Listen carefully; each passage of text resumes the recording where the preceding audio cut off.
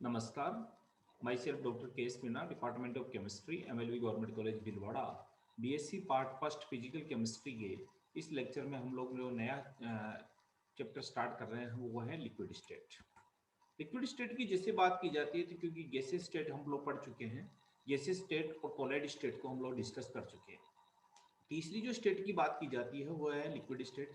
तो liquid state जो होती है वो गैस स्टेट और सॉलिड स्टेट के बीच की अवस्था है, माने दोनों के बीच में जाकर के अवस्था जो मिलती है, जिसको कह सकते हैं कि अधिक बल के प्रभाव में लिक्विड फेज सॉलिड में बदल जाती है, और अगर उसके बीच में जो जो फोर्स काम कर रहा है वो दुर्बल है तो द्रव अवस्था गैस अवस्था में बदल जाती है।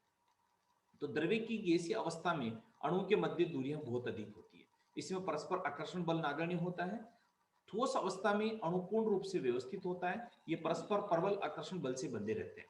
द्रव को गैसीय और ठोस अवस्था के मध्य माना जाता है, इसमें अणुओं के मध्य न तो अधिक दूरी होती है और न ही स्वतंत्र रूप से विचरण कर सकते हैं, मानी न तो ये गैस अवस्था की तरह खुले रह सकते हैं, न द्रव ठोस अवस्था की तरह बहुत अच्छी पैकिंग में मिलते हैं। नहीं, ठोस की तरह एक निश्चित आकार होता है। द्रव की अणु में परस्पर इतना ही आकर्षण बल होता है कि द्रव एक निश्चित आयतन में रह सकता है। आयतन निश्चित होता है, आकार निश्चित नहीं होता है। तो जैसे देखिए पहले वाले डायग्राम में गैसीय अवस्था है, ये ठोस अवस्था है, एक रेगुलर पैकिंग और बिल्कुल पैक्ड स्ट्रक्चर के रूप में। द्रव अवस्था ये इन बिटवीन अवस्था है। द्रव अवस्था ठोस और गैस दोनों की अवस्थाओं के मध्य साम्यावस्था में रहती है। ठोस के गलनांक तथा द्रव के हिमांक पर द्रव और ठोस साम्यावस्था में रहते हैं। इस प्रकार द्रव के वाष्पन और क्वथनांक के समय द्रव और गैस दोनों अवस्थाएं परस्पर साम्य में रहती है। द्रव अतः द्रवों को हम संघनित गैस या गलित ठोस भी कह सकते हैं। ये एक्चुअली गलित ठोस नहीं, ठोस का जब भी गलता है तो द्रव अवस्था बनती है।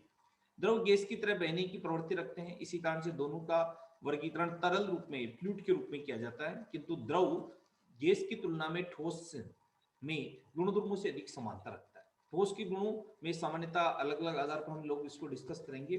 सबसे पहले बात आती है घनत्व। सामान्यतः द्रव ठोस अवस्था की घनत्व लगभग समान होते हैं, लेकिन गैसीय अवस्था की घनत्व और द्रव की तुलना में बहुत कम होता है। उदाहरण के लिए 0 डिग्री सेंटीग्रेड पर जल वो बर्फ का घनत्व 1.0 और 0.92 सेंटीमीटर क्यूब होता है, जबकि 100 डिग्री पर जल और वाष्प का घनत्व 0.89 वो 0.008 ग्राम इनवर्स होता सेंटीमीटर इनवर्स होता है। इस प्रकार हम कह सकते हैं कि द्रव व ठोस के तुलना में गैस में बहुत दुर्बल वान डर वाल बल काम करता है। विशिष्ट ऊष्मा की बात करें, दूसरी जो इसकी स्पेसिफिक जो कैपेसिटी है, जिसको बोल सकते हैं प्रॉपर्टी है, उसकी बात करें, द्रव व ठोसों के विशिष्ट ऊष्माओं के मान लगभग समान होते हैं, किंतु ये गैसीय अवस्था के मान से बिल्कुल भिन्न होते हैं। गलन और वाष्पन की ऊष्मा बात करें, हीट ऑफ फ्यूजन और वेपराइजेशन, सामान्यतः गलन की ऊष्मा का मान वाष्पन की ऊष्मा से बहुत कम होता है। उदाहरण के लिए बर्फ की गलन ऊष्मा 80 किलो कैलोरी प्रति ग्राम है, जबकि जल की वाष्पन ऊष्मा 540 किलो कैलोरी प्रति ग्राम है। आयकार और आयतन, शेप और वॉल्यूम की बात करें, ठोस की तुलना में प्राय द्रव के अणुओं के परस्पर आकर्षण बल कम होता है, अतः इनका ठोस की भांति इनका आकार निश्चित नहीं होता है, लेकिन गैस की तुलना में द्रव के आकर्षण बल अधिक होने के कारण इनका आयतन निश्चित रहता है। कंप्रेसिबिलिटी, संपीड़ितता, ठोस और द्रव में अंतराण्विक और अंतर परमाणविक दूरियां अधिक नहीं होती है, आपस में जुड़े रहते हैं, अतः इनकी संपीड़नता नगण्य होती है, जो गैस अवस्था में सबसे ज्यादा देखने को मिलती है। अर्थात इनके आयतन पर दाब का प्रभाव विपरीत पड़ता है। विसरण, क्योंकि द्रव और ठोस के अंतराण्विक बल गैसों की तुलना में प्रबल होते हैं, अतः ठोसों के विसरण का गुण नहीं पाया जाता है। द्रव में यह गुण होता है, परंतु अपेक्षित अर्थ कम देखने को मिलता है। अब द्रव के अंतराण्विक इंट्रामोलिकुलर फोर्स इन लिक्विड्स की बात करें तो इस तरह से होता है, क्षैतिज ऊर्जा और इसके बीच में रेडियस के बीच में द्राव बनाए तो इस तरह बनेगा। तो ये अभिक्रिया करने वाले अणु की क्षैतिज ऊर्जा की दूरियों के साथ परिवर्तन है, अभिक्रिया करने वाले अणुओं के बल की दूरी के साथ परिवर्तन है, ये अंतराण्विक दूरी, ये प्लस और माइनस जीरो अंतराण्विक दूरी। उदासीन अणुओं के मध्य पाए जाने वाले आकर्षण बल को अंतराण्विक बल कहते हैं। इस बल में वान डर वाल बल या संसंजन बल भी कहते हैं। द्रव में ये बल इस प्रकार देख सकते हैं हम, यदि दो अणुओं के मध्य बल को हम F से व्यक्त करें तो F इक्वल टू DEP/dr के द्वारा डिफाइन किया जाता है। यहाँ पर dp क्षैतिज ऊर्जा और r अंतराण्विक दूरी है, अतः ये अनंत दूरी पर स्थित है। यहाँ पर EP लगभग 0 होता है अतः कई प्रकार के अंतराण्विक बल हैं जो दूरी के साथ ऊर्जा में परिवर्तन को दर्शाता है। इसके आधार पर ऊर्जा को दो भागों में विभाजित किया जाता है, लघुपरास और दीर्घपरास। दोनों ही अणु के मध्य अंतर क्रिया को परिणाम स्वरूप है। लघुपरास की दूरी के साथ ज्यादा परिवर्तन होता है, आर स्क्वायर पर निर्भर करता है, जबकि दीर्घपरास दूरी के साथ परिवर्तन बहुत कम होता है, तो आर के पर निर्भर करता है। अतः अणु में पाई जाने वाली विभिन्न विकरणित ऊर्जाएं आयन द्विध्रुव, ion dipole, ion induce dipole और डाइपोल इंड्यूस डाइपोल यदि इसी श्रेणी में आती हैं, इन्हें लघु और दीर्घपरास अंतर क्रिया के आधार पर समझा जा सकता है। अब आयन आयन फोर्स कौन सा काम करता है यहाँ पर, यदि दूरी r पर स्थित दो आयन ए और बी, उनके आवेश ZaE और ZBE हैं, तो उसमें उत्पन्न आकर्षण और प्रतिकर्षण बल को हम इसकी व्युत्क्रम के माने कि इसकी व्युत्क्रम के बराबर और इनवर्स स्क्वायर लॉ के आधार पर दिया जाता है। तो इसको जेफ के द्वारा ZA ZB r e square upon 4 पाई E0 R0, ईपी की वैल्यू इस तरह, यहाँ E0 निर्वात में पारगम्यता E और E है और विलय की प्रावेदुक स्थिरांक है। E का मान निर्वात में उपस्थित अणुओं की संख्या आयनों के लिए शून्य और विलयन उपस्थित आयनों के लिए संख्यात्मक मान होता है। अब आयन डाइपोल फोर्स, एक आयन है और उसके बाद डाइपोल बन गया किसी आयन और द्विध्रुव के बीच में, जैसे ये प्लस चार्ज है माइनस चार्ज है, ये द्विध्रुव बन गया, यहाँ पर r दूरी पर स्थित है। यदि आवेश और आयन के मध्य दूरी r है तो आवेश की लंबाई में से अधिक हो तो उससे अंतराण्विक या अंतःक्रिया के फलस्वरूप उत्पन्न बल कोण थीटा का निर्भर करता है, जिसे हम निम्न फार्मूले के द्वारा डिफाइन करते हैं, F = ZeQ cos theta ZB E square upon 4 pi epsilon 0 ER square. इसी तरह इसको EA द्विध्रुव आघूर्ण के द्वारा रिप्रेजेंट करते हैं। चूंकि कोई भी अणु में स्थिर द्विध्रुव नहीं होता है, अतः यदि इसे वैद्युत क्षेत्र में उपस्थिति में लाया जाता है तो द्विध्रुव आघूर्ण पैदा किया जाता है। यदि वैद्युत क्षेत्र में तीव्रता E और अणु की वैद्युत ध्रुवणता अल्फा हो तो प्रेरित द्विध्रुव आघूर्ण अल्फा E होगा। इस प्रकार अब प्रेरित द्विध्रुव और आयन के मध्य आकर्षण होगा।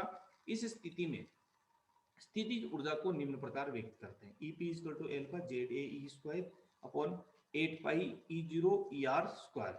यहाँ पर R प्रेरित द्विध्रुव और अणु के मध्य दूरी है। किसी अणु के दोनों ओर आवेश समान आवेश वाले आयन उपस्थित होने पर प्रेरित द्विध्रुव उत्पन्न नहीं किया जा सकता। प्लस और इस तरह से समान आवेशित आयनों का प्रभाव आयन प्रेरित द्विध्रुव बल और कमजोर ध्रुवपरास आकर्षण बल कहते हैं। द्विध्रुव डाइपोल फोर्स, यदि द्विध्रुव ध्रुवीय अणु उदासीन है किंतु फिर भी इनमें स्थायी द्विध्रुवता रहती है, अतः इसमें अंतराण्विक बल पाया जाता है। अणु की इस पारस्परिक क्रिया को द्विध्रुव अंतर क्रिया कहते हैं, जिसकी ऊर्जा का परिणाम द्विध्रुव अपेक्षित अभिविन्यास पर निर्भर करता है। दो द्विध्रुव एक ही तल में r दूरी पर उपस्थित है तथा r का मान द्विध्रुव की लंबाई की तुलना में अधिक हो तो उसे क्षैतिज ऊर्जा निम्न सूत्र द्वारा व्यक्त की जाती है। इस तरह से ये द्विध्रुव डाइपोल के मध्य इस तरह का रेडियस या r रेडियस है, इसको इसी तरह से रिप्रेजेंट करेंगे। दोनों द्विध्रुव में एक ही दिशा में विन्यास होने पर आकर्षण बल और अधिकतम होगा, अतः क्षैतिज ऊर्जा को इस फार्मूले के द्वारा डिफाइन करते हैं। सामान्यतः गैस और द्रव अवस्था में UA UB प्राप्त द्विध्रुव आगमन वाले अणु के मध्य अंतर क्रिया की औसत क्षैतिज ऊर्जा निम्नलिखित फार्मूले के द्वारा दी जाती है। EP = UA square UB square, ये फार्मूला दे दिया। यहाँ बोल्ट्जमान स्थिरांक और T परमताप है। द्विध्रुव उदासीन प्रभाव दिखा रहा है कि ये प्लस है तो ये माइनस होगा। इस प्रकार यदि द्विध्रुव अणु के संपर्क में कोई उदासीन अणु आता है तो वह भी प्रेरित होकर के द्विध्रुव ध्रुवीय बन जाता है। इसके परिणाम स्वरूप पारस्परिक अंतर क्रिया से आकर्षण बल उत्पन्न होता है, अतः द्विध्रुव प्रेरित द्विध्रुव के परिणामी क्षैतिज ऊर्जा EP का मान फार्मूले द्वारा दिया जाता है। अल्फा ध्रुवणता है जिसका मान आघूर्ण अणु में U स्क्वायर अपॉन KT के कम होती है, अतः ध्रुवीय और अध्रुवीय अणु के परस्पर मिश्रित होने के कारण होती है। अब प्रकीर्ण डिस्पर्स फोर्स, प्रकीर्ण फोर्स कैसा, कुछ उदासीन अणु ऐसे होते हैं जिनका द्विध्रुव आघूर्ण शून्य होते हुए भी आकर्षण बल अनुभव करते हैं। इस बल को हम प्रकीर्णक बल कहते हैं। यदि दो अध्रुवीय अणु के मध्य एक औसत दूरी मान ले तो इलेक्ट्रॉन असममित हो जाता है, परंतु किसी भी समय यह असममितता हो जाती है। परंतु अतः एक स्थिति से में अणु का एक दूसरे में आकर्षण कर द्विध्रुव की तरह कार्य कर सकते हैं। इस स्थिति में क्षैतिज ऊर्जा को निम्न फार्मूले से द्वारा व्यक्त करते हैं, EP = 3h μ0 alpha square upon 4r square. H nu zero Planck स्थिरांक और दिद्रोह आघूर्ण की दोलक आवर्ती है। अतः ये बल भी वांडरवाल बल की कहलाता है। अब आता है वो तो हो गया प्रकीर्ण, और ये है प्रतिकर्षण, रिपल्सन फोर्स कौन सा काम करेगा। सामान्यतः अंतराण्विक अणु बल और लघु परास के होते हैं, लेकिन अंतरनाभिकीय दूरी कम होने से अणु में प्रतिकर्षण बढ़ जाता है, जिसके परिणाम स्वरूप उत्पन्न क्षतिज ऊर्जा निम्न समीकरण द्वारा प्राप्त की जाती है। EP = B/Rn। यहाँ पर B एक स्थिरांक है, n का मान 9 से 12 तक हो सकता है। अणु की कुल अंतराण्विक ऊर्जा में आकर्षण और प्रतिकर्षण दोनों ही बलों का योगदान होता है। अतः कुल ऊर्जा E = AR6/BR² माने AB एक स्थिरांक के रूप में काम में ले रहे हैं। अब क्लासिफिकेशन करेंगे, क्लासिफिकेशन ऑफ लिक्विड क्या है। तो ध्रुव में उनके अणु और परमाणु के मध्य आश्रित कथन की मतलब किस तरह, पहले तो आयनित, जिसमें आयनिन इन ध्रुव के आयन के रूप में विद्यमान होते हैं, गलित सोडियम क्लोराइड जैसे उदाहरण है। धात्विक ध्रुव, इन ध्रुव में गतिशील इलेक्ट्रॉनों के मध्य धनायन होते हैं, जिसमें मरकरी गलित धातु होती है। सगुणित ध्रुव, इसमें सहसंयोजी अणु की बड़ी संख्या में हाइड्रोजन बंध द्वारा जुड़ी रहती है, जैसे जल और एल्कोहल। सहसंयोजी ध्रुव, इनमें अणु के मध्य संयोजक वांडरवाल या बल होता है, इसे ईथर है, बेंजीन है और अन्य कार्बनिक यौगिक है। संरचना की बात करें तो डिबई और ने इसके बारे में संरचना को दी। एक्स किरण विवर्तन से प्रारूप में ठोसों के समान काले और सफेद रंग के विलयशील या विस्तृत विलय प्राप्त होती है। अतः इसे सिद्ध होता है कि द्रव के अणु के कुछ व्यवस्था या जिसको बोलते हैं शॉर्ट रेंज रेमडेंस ऑर्डरनेस पाई जाती है, जबकि ठोस में ध्रुव लघु और दीर्घ परास दोनों ही नियमितता पाई जाती है। अतः हम जानते हैं कि द्रव में अंतराण्विक दूरियां अधिक होती है, जिसके फलस्वरूप उसमें अणु में विचरण करने की क्षमता बढ़ जाती है। ये गुण ताप बढ़ने के साथ बढ़ता है और अनंत लास्ट में जाके गैसीय अवस्था में परिवर्तित हो जाता है। इन्हीं तथ्यों के आधार पर द्रव को हम समझ सकते हैं। तो द्रव गैस में विस्तृत स्वरूप है, liquid as a extension of the gas. Liquid क्या है, एक तरह से गैस के अंदर घुला हुआ है। जब द्रव को किसी पात्र में रखा जाता है तो गैस के समान वो पात्र की दीवारों पर बल लगाता है और तथा इसके परिणामी बल शून्य होता है। अतः द्रव में केवल एक हाइड्रोस्टेटिक प्रेशर ही काम करता है। इस कारण से द्रव में किसी बिंदु पर हर दिशा में लगने वाला दाब समान होता है और द्रव की गैस के समान माना जाता है। क्रांतिक ताप पर द्रव और गैस अवस्था को घनत्व समान हो जाता है, जिससे द्रव का व्यवहार गैस के समान हो जाता है। ये वांडरवाल समीकरण के द्वारा इसको रिप्रेजेंट कर सकते हैं। इसमें पाई रिड्यूस प्रेशर है, रिड्यूस वॉल्यूम है और रिड्यूस प्रेशर के द्वारा टेम्परेचर के द्वारा इसको डिफाइन कर सकते हैं। बर्नौली ने एक एक्सपेरिमेंट किया, इस सिद्धांत में द्रव के अणु में अव्यवस्था पर आधारित है। द्रव में विवर्तन प्रारूप को हमें ये ज्ञात होता है कि द्रव अवस्था में कणों की व्यवस्था प्राय ठोस के समान होती है, किंतु द्रव में संकुल ढीला होता है। इससे कुछ ही न्यून कोण विवर्तित महत्व पाए जाते हैं, अर्थात द्रव अवस्था में लघु परास व्यवस्था और दीर्घ परास व्यवस्था पाई जाती है। ठोस द्रव गैस अवस्था को जेडी बर्नौली ने अपने मॉडल से रिप्रेजेंट किया। उसने कहा ये गैस है और ये ठोस है, ये द्रव है, ये बीच की अवस्था एक तरह से। इस चित्र में ठोस अवस्था में केंद्रीय परमाणु एक के चारों ओर 6 कण व्यवस्थित होते हैं, जबकि द्रव अवस्था में 5 कण ही व्यवस्थित होते हैं।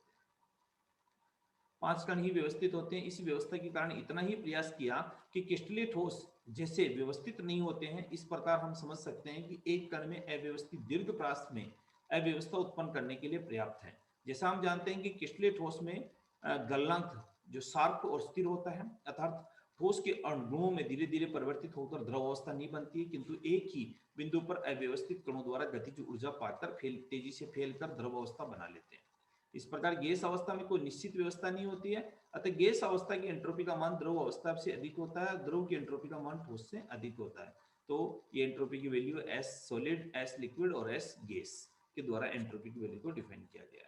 तो इस तरह से हम द्रव की जो संरचना और स्ट्रक्चर को हम लोग समझ सकते हैं। धन्यवाद।